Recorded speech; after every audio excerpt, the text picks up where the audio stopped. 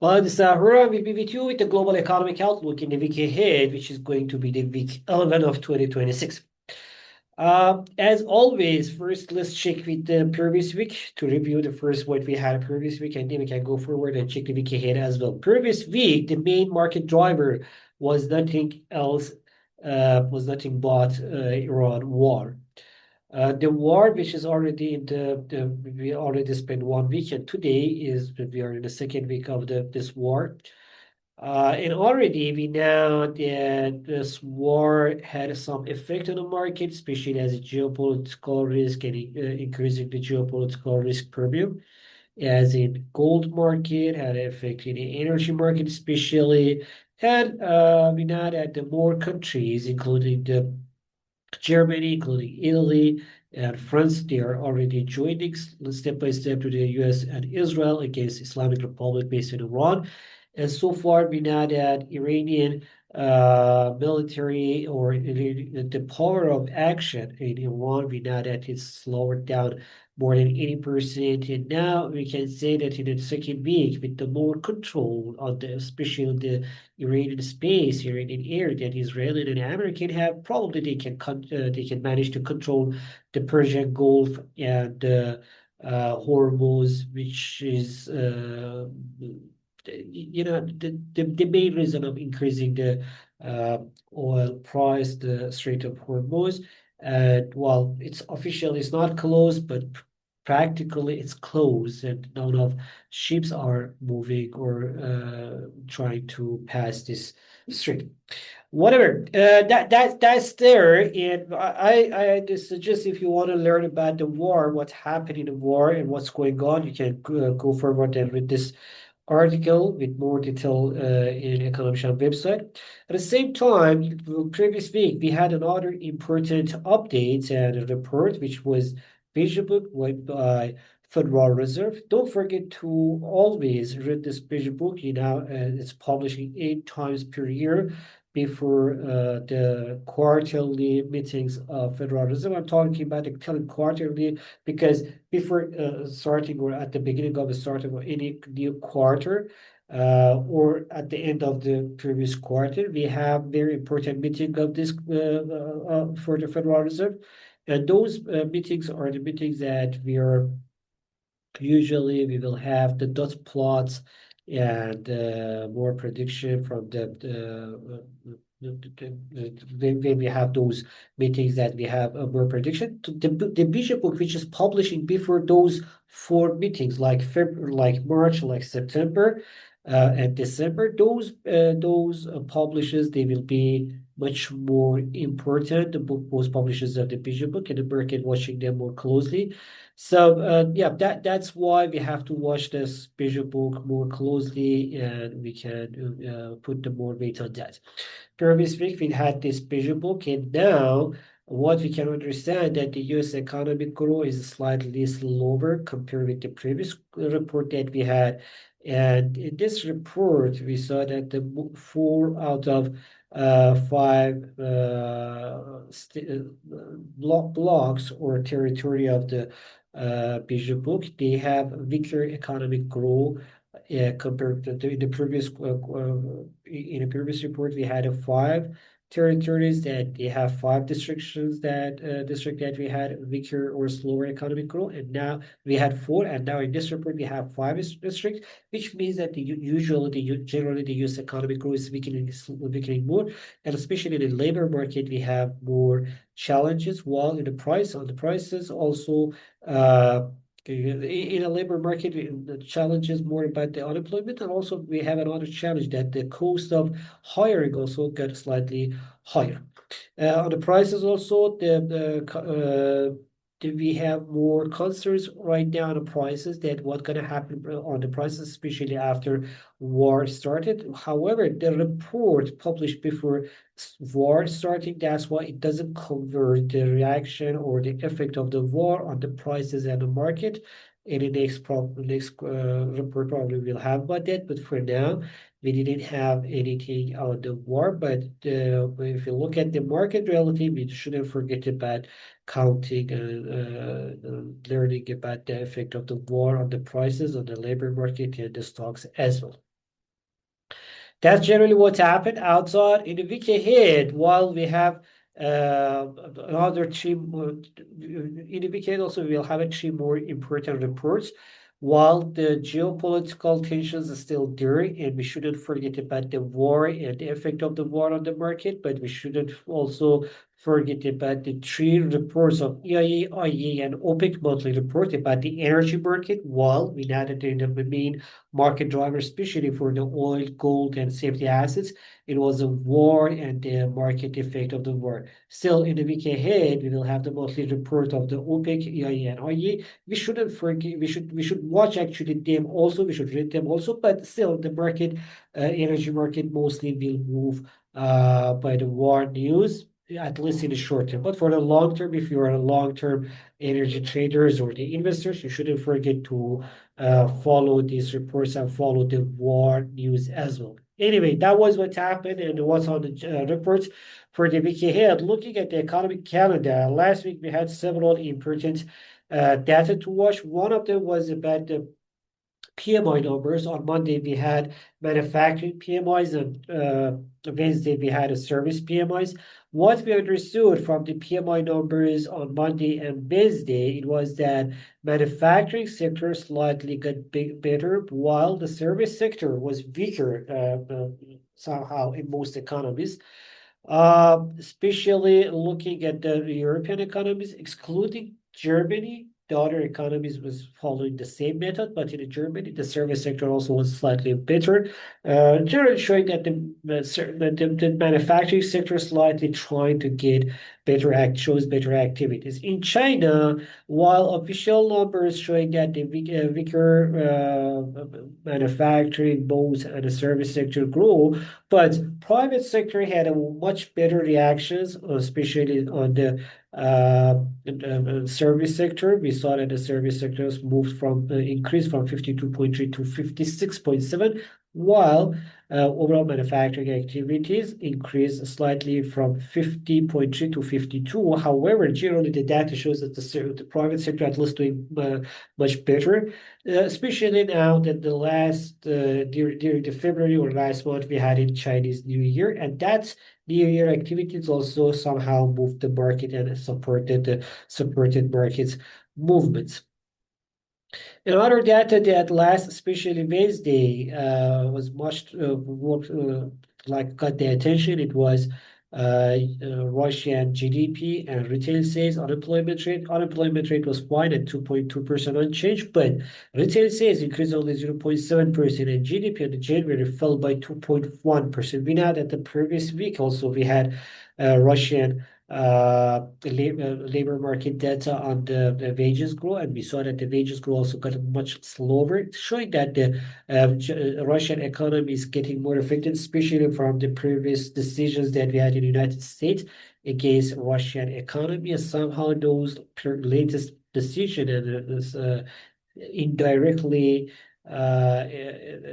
the indirect effect of the just like limitations that the more limitations that the US put against Russian economy, that can somehow the tariffs and others that can put the more pressure on the Russian economy.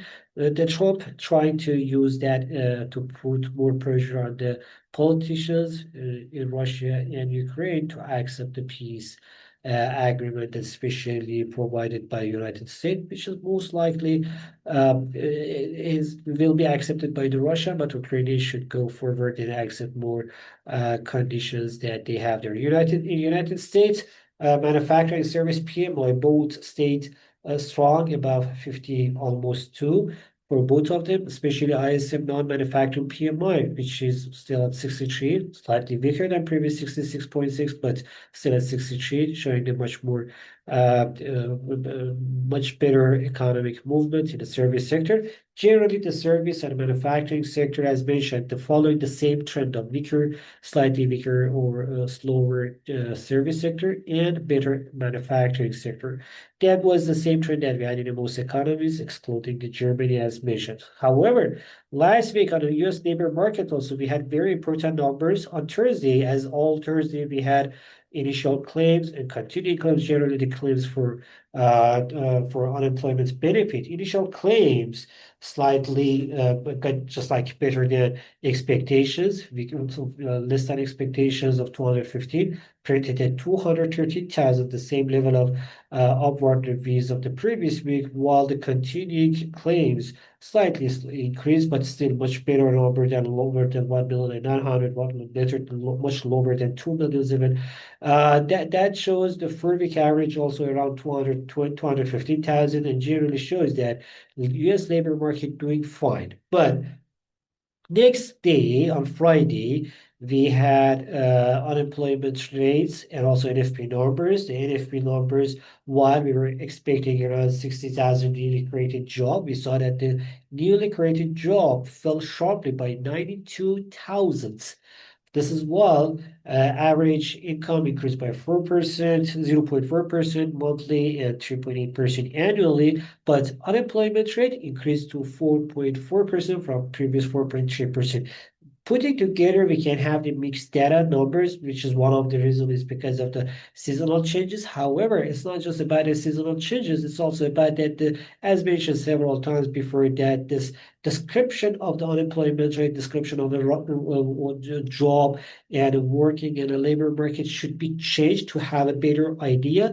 That's why I put more weight on initial claims to get to receive unemployment benefits. We say that if the claims for unemployment rate, unemployment benefit is low, which means that means the labor market is fine and people do not expect any support from the government or the insurance. That's the positive news. That's why I put more weight for initial claims and continuing claims and 4-week average, which usually we have on Thursdays compared with the NFP numbers. Looking at the U6 unemployment rate, on the other hand, in the United States, you see that it is from 8.1% to 7.9%. Generally, as mentioned, the data, the numbers were so mixed. Other number that we shouldn't forget to watch, it was the U.S. Baker Hughes numbers. Baker Hughes oil rig count increased from 407 to 411. And for total rig count increased slightly from 550 to 551, generally showing that the supply in the energy market is high. However, on the weekly reports, also we had energy market, or generally we can say better to say the oil inventories, we saw much better numbers. The overall official numbers showed more than 3,475,000 barrels increase in U.S. inventories, while the private sector, for the API, American Petroleum Institute, also showed more than 5,600,000 increase in inventories. Generally, the number shows that the U.S. Inventories on the energy market is moving fine, but still the market somehow is ignoring these numbers and mostly acting against U.S. and Israel war in Iran and during the geopolitical risk. This is what happened previous week. In the week ahead, markets, the main, as the previous week, the most common data was about the PMI numbers. In the week ahead, most common data will be the inflation. We will start with the Chinese inflation numbers, which is expected to finally see, we can see the consumer inflation around 1% and 0.9%. This is expected for February with 0.2 or 0.3% monthly growth, while the PPI also expected to get a slightly better to minus 1.1% from previous 1.4% drop. That's a positive movement, policy reaction in the Chinese the economy. That's for Monday. At the same day on Monday, we will have the inflation numbers from Mexico also, where we are expecting to see slightly weaker inflation compared with the previous month. The same trend we are expecting to see from Brazil. But for the Mexico, it will not change the expectation of holding the rate for next meeting. However, for Brazil, we are expecting to see at least 25 or 50 basis point rate cut in its next meeting. On Tuesday, we will start with the Japanese data, which is very important number, household spending. We should not forget to watch this more closely. That can tell us how the GDP should increase, how the economy is moving, and how the people are just like happily are spending money. That can support the inflation generally, that can support the GDP growth. We're expecting to see 0.8% monthly growth and 2.3% annual growth for household spending, which can be, as mentioned, the good news and a good positive news for the Japanese economy. GDP also for the fourth quarter expected to increase by 0.3% quarterly and 3.4% annually. The housing numbers will be in the United States, one of the other numbers to be watched more closely in existing home sales and just like the current home sales and existing homes, existing home sales and new home sales, both of them, they are expected to slightly weaker, lower in February, but it will be for most probably for February, and we'll see slightly better numbers. But I mean, the market expecting slightly weaker numbers. I do personally expect the housing market get slightly better. To be honest, I don't expect the negative numbers or weaker growth in the housing market in the United States for the February for both existing and newly created home sales. Especially for new homes, for new home sales, I do expect much better numbers.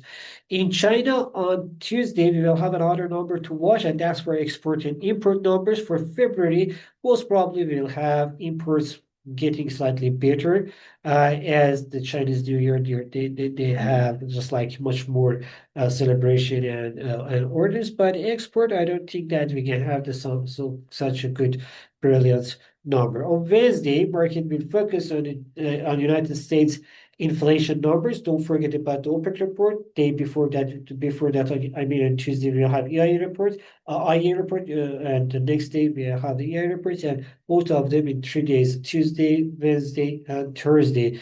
We will have 3 monthly reports for the oil market. Don't forget to follow them. They will give you much more data. Maybe in the short term market, we'll look at the geopolitical news, but in the long run, if you want to really trade and invest in the energy market, you should follow these monthly reports. US inflation number for the CPI and core CPI. For the CPI, we're expecting to see 0.3% monthly growth, and annually the CPI should increase from 2.4% to 2.5%, while the core inflation supposed to increase by 0.2% monthly and the 2.5% annually, which is supposed to stay unchanged from there. However, the market will focus mostly on Friday PC price and core PC price index numbers, where we're expecting to see that personal income and spending, core PC price index, and PC price index numbers. For that, core PC price index supposed to increase by 0.4% monthly and 3.1% the core PC price for January, 3.1%. But for February, we are expecting to see the core PC price index weaker and PC price index as well. Or is that for PC price index for January? For January PC price index is supposed to stay unchanged at 2.9%, and core PC price index should slightly ease to 2.7% for that's a quarterly. Core PC price index. So that's for quarter January's core PC price index. PC price index. Where is the core PC price index? Yeah, the core PC price index for January expected to increase to 3.1% from previous 3%. That will probably tell us that these numbers to increase will tell us most probably that if we see these numbers, I mean the core PC price index in January at 3.1% and PC price index at 2.9%, that will tell us that the inflation is more sticky still there, and we will have harder days for the Federal Reserve to control the inflation.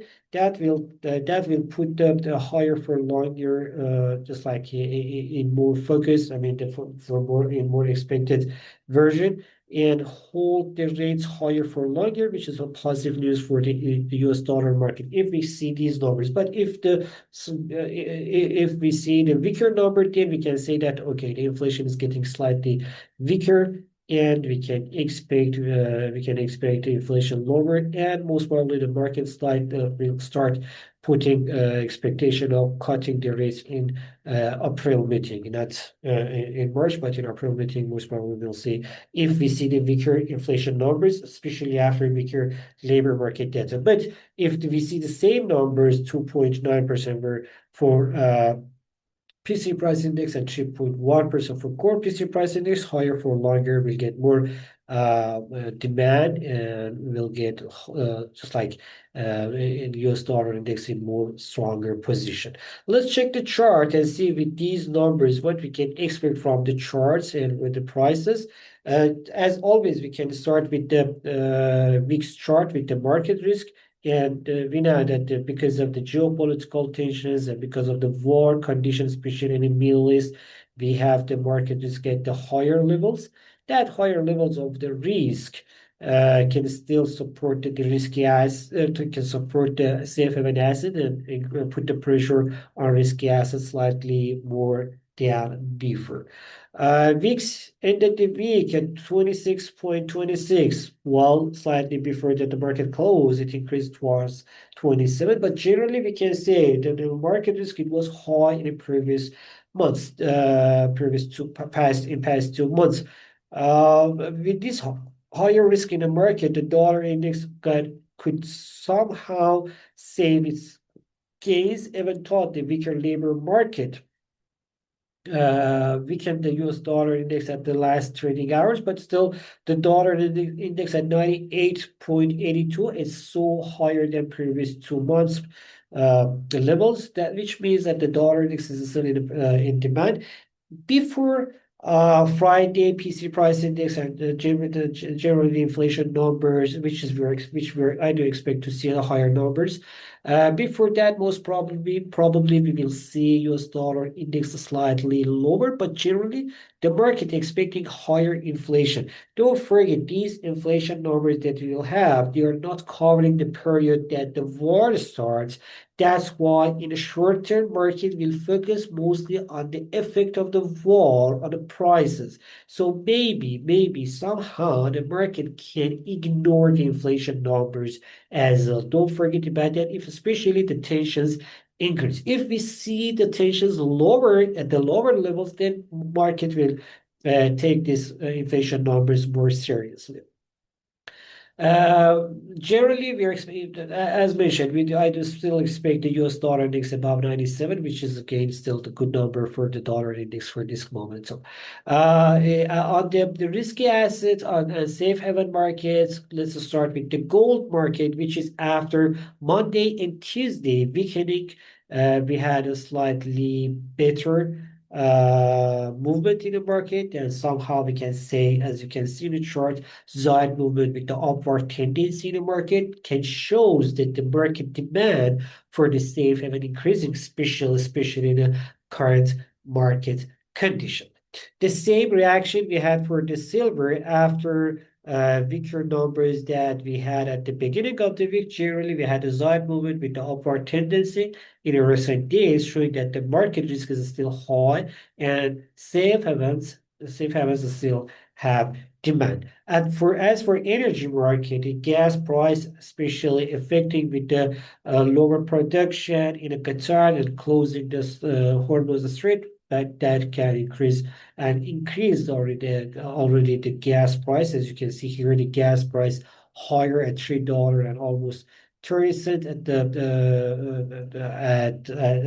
just like last trading hours of Friday. Even thought the market closed with $3 and almost 14 cents, but generally the market is around $3 and slightly higher, which can be the high number for this current period of the time where the winter already is getting ended, and the companies and the countries which they wanted to buy the gas for the colder period of the month. It's already done, and now this level can be high numbers around $3 for the gas.